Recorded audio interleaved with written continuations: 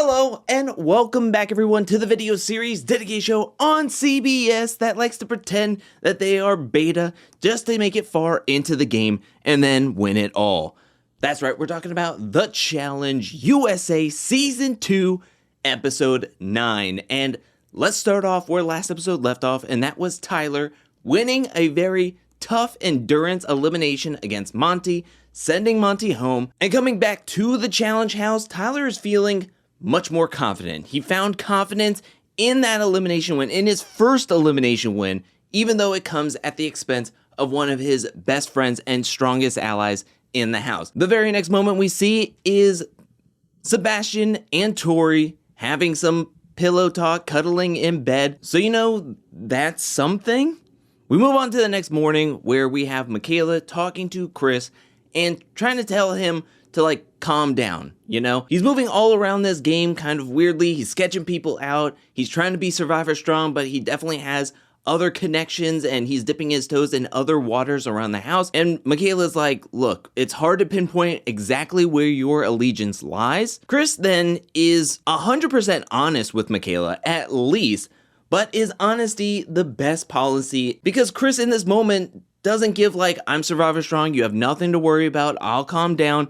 He basically says I'm doing what I'm doing, I'm playing with people that I like, and here are exactly the 4 people that I like the most. And it was Cory, Fessel, Sebastian, and Josh. Chris just showed all of his cards. Everybody else in the game falls behind those top 4, and the best you can be is Chris's 5th. And during this conversation, all I could think about was, Chris, you are gonna be in some hot water. But oh, did I underestimate how hot that water was gonna be. But we'll get to that later on in this review and recap. Let's now go to where everybody dons their challenge gear, meets up with TJ for this week's daily challenge called Speed Jumps. This is a daily challenge that's gonna take place in 2 stages. You need to qualify for the second stage. The first stage has everybody jumping on their own personal mini trampoline to see over a wall and see a board with a whole bunch of numbers on it. You're supposed to add up all those numbers, the top 3 men and women, to correctly get the number that TJ is looking for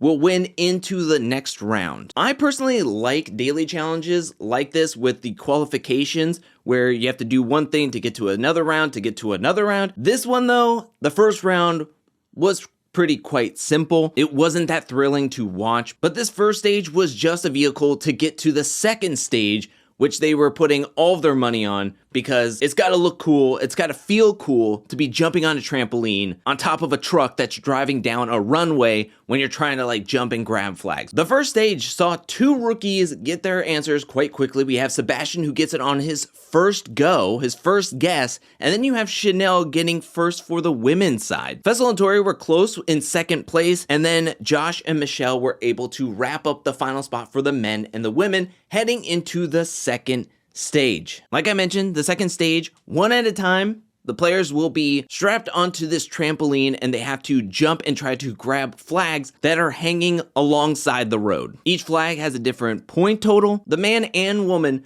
with the most points at the end of this daily challenge will win into power and win into safety. Now, the edit showed Sebastian going first for everybody, but according to the Challenge Official podcast, whoever won the heat got to pick the order, and Sebastian decided to go second, made Josh go first, and then kept Fessel for last. I think that's the inexperience of being a rookie in the game. We know as fans that you kind of just put yourself last no matter what. You get to see how people do, you kind of see what their strategy is, and then you try to figure out a way to optimize and get yourself the win. Even though going last on this particular challenge, I don't think gives you an inherent advantage because this challenge is all about doing.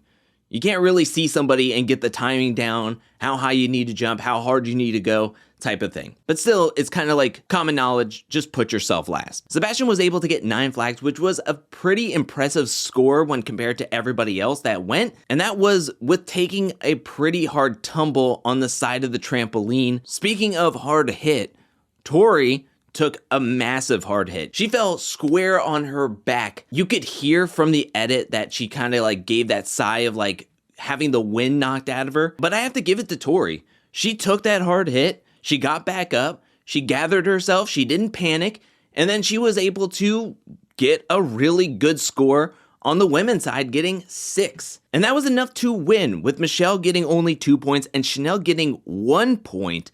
So Tori wins into power for a second week in a row. Not only second individual win in a row, but she has won 6 dailies in total over the season, 6 out of 9, which is an incredible win percentage on the season. I mean, it's rather impressive, I have to admit. Josh is up and fails to surpass Sebastian, so Sebastian is looking really good at 9 points. That is until Fessel goes, and for those who don't know, Fessel outside of the challenge has joined a slam ball league. It's basically modified basketball with trampolines, and I wonder which came first. Was Fessel already going out and training to try to make it into the slam ball league, or did he find his passion for trampolines during this challenge? Who knows? But Fessel absolutely crushes this. I mean, 18. We have Tori and Fessel in power, and Fessel knows that his and Tori's ideas of a good game move just don't align. We see Fessel back at the challenge house talking to Cory and Chris and how he would love to nominate Wes or Bananas. Fessel does not want to see either person in the finals, but he knows that Tori is not going to go for a vet. Right before the nominations, we see Chris get a phone call from home, which we all know what happens with phone calls. It's either you win into power or you're going into elimination. We knew that Chris wasn't in a position of power, so you mix the phone call from home with the Michaela conversation from earlier on in this episode, and I'm like, you're a one-way ticket going into the elimination there, Chris. Speaking of the nominations, we go to the nominations where Tori and Fessel are talking. Of course, we know that Tori wants to say Tyler and Alyssa's name because that's who she put up for nominations last episode, and she doesn't want to get too much blood on her hands. But Fessel wants survivor numbers in, so they compromise. You want 2 survivors? Well, there's only 2 survivor guys, and one's Sebastian, and I'm not going to say his name, so would you be cool with saying Chris? And Fessel does not bat an eye when Tori's like, well, are you cool with putting up Chris? And he goes like, yeah, it puts me kind of in a tough spot, but yeah, let's do it. I'll put up Chris. But Fessel also says that if we put up Chris, Alyssa S is off the table. Tori goes through the list of names that she is not willing to say, and that leaves Cassidy as the only real nominee from the Survivor side. So the nominees for this week's episode is Cassidy and Chris. Now, there is a tactful way to do damage control when you nominate a player. And I think Tori shows the right way to do damage control, and Fessel shows the exact wrong way to do damage control. So after the nomination ceremony, Tori goes straight to her room / Cassidy's room and tells Cassidy right away, you were nominated, this is the deal, and gives a whole spiel, whether Cassidy buys it or not, which I don't think she was buying it. She's pretty pissed. At least Tori came directly to Cassidy in that moment, doesn't have to hear the news from a third party. Now, Fessel, on the other hand, gets food, he's eating. Chris kind of just walks into the kitchen, and Fessel was just like, oh, that's right. I had to talk to somebody. I knew I had to do something. Chris, yeah, I had to nominate you. It's part of the game. Didn't want to, but kind of had to. And it's just so funny because at least swallow the food that's in your mouth before like trying to do damage control. It just was like, gave off the impression like I do not care, which granted, I don't think Fessel cares that much for Chris, but it was just so funny that it was so monotone. He wasn't even looking at Chris while he was talking, and then he had a mouthful of food at one point trying to do damage control with Chris. It was just so funny. Like, it just was like, who cares? Who cares at this moment?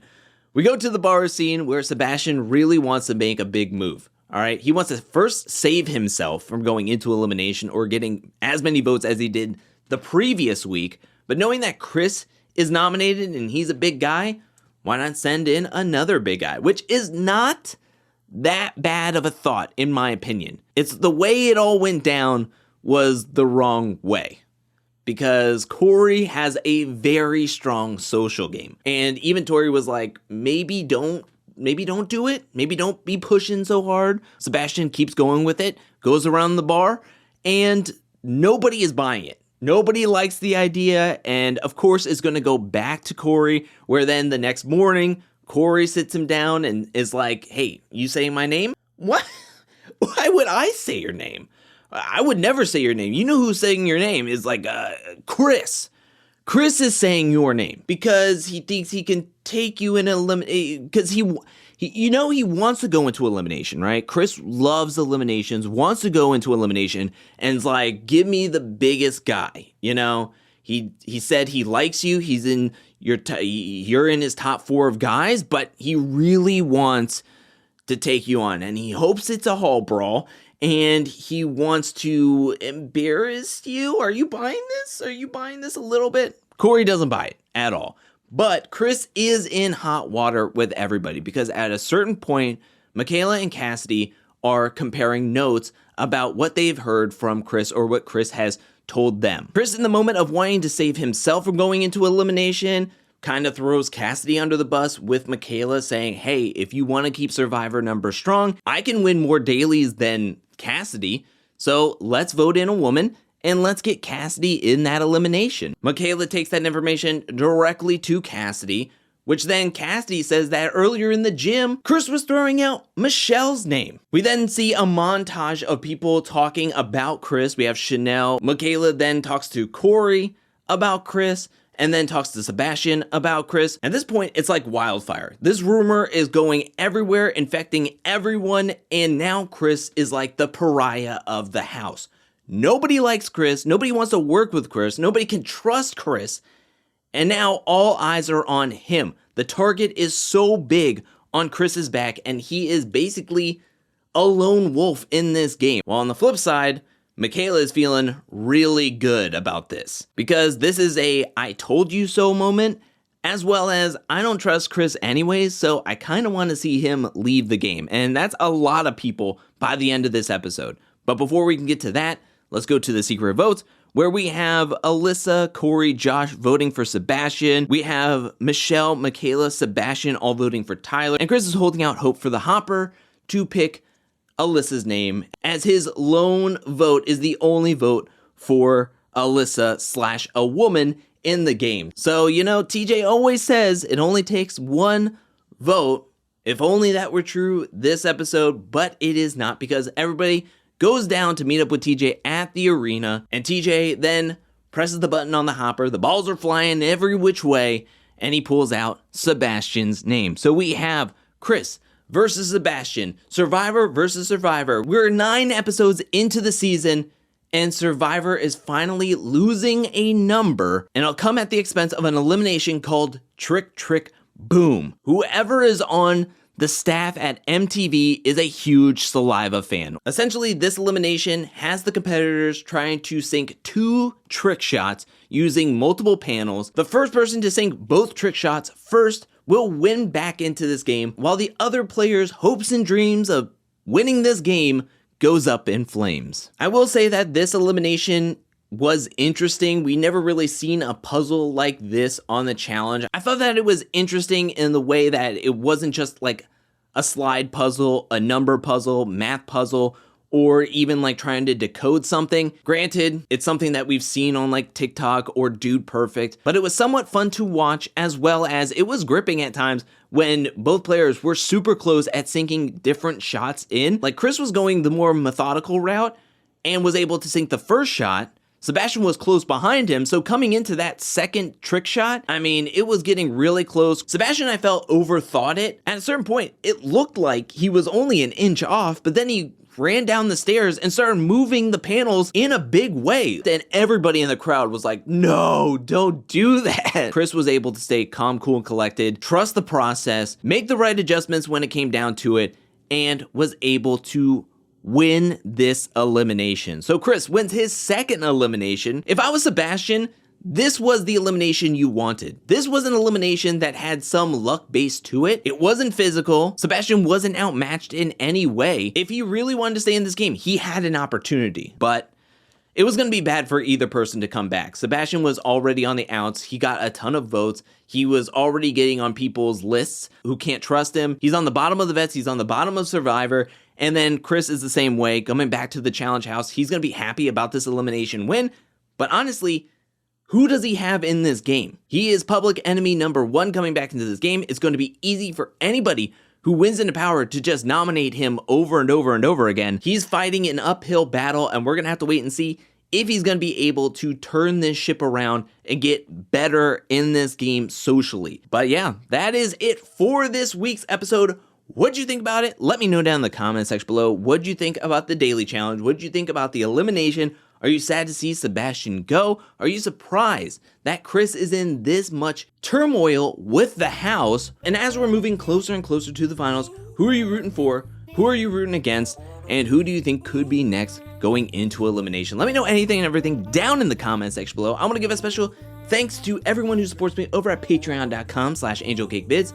Thank you for your support. Thank you for your generosity. Thank you. And thank you to everyone who is watching this video up to this point. I'll be back really soon with more Challenge USA 2 content, more challenge content, more content in general. But until then, peace.